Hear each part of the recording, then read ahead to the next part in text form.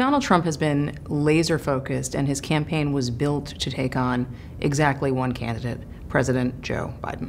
They believed Joe Biden would dig in, and they did not believe the Democrats would coalesce around Kamala Harris quite so fast. We have an election to win! Kamala Harris has been framing her argument as the prosecutor versus the felon. I took on perpetrators of all kinds. Now, Donald Trump is used to people describing him as a felon. What he hasn't had is somebody describing themselves as a prosecutor, making the case against him. I know Donald Trump's type. Trump is dripping with contempt for Harris. There's never been a lunatic like this in the White House. He has told people that she talks in rhyme.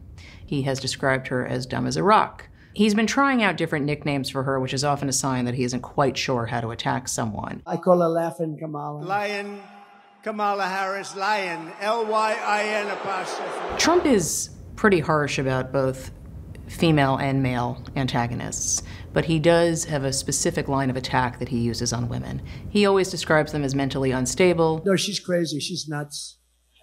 She's not as crazy as Nancy Pelosi, crazy Nancy. Or describes them as weak, in the case of Hillary Clinton, saying, She doesn't have the strength and she doesn't have the stamina to be president. She doesn't. At the end of the day, there were not a ton of risks for Trump with his attacks on Hillary Clinton. Hillary Clinton had been in the public light for decades. She had accumulated baked-in negative reactions with a portion of voters. Despite serving as vice president for 4 years, Kamala Harris is someone new to a lot of voters. She could increase turnout among black voters. She could increase the gender gap that Trump is already facing. One thing that's been really striking is that Kamala Harris has dominated the news cycle.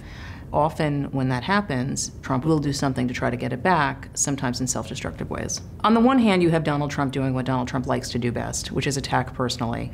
On a more strategic level, you have his campaign beginning to ease into a message about how she is a quote-unquote radical liberal. Kamala Harris has been the ultra-liberal driving force behind every single Biden catastrophe. That is the message that they want to frame.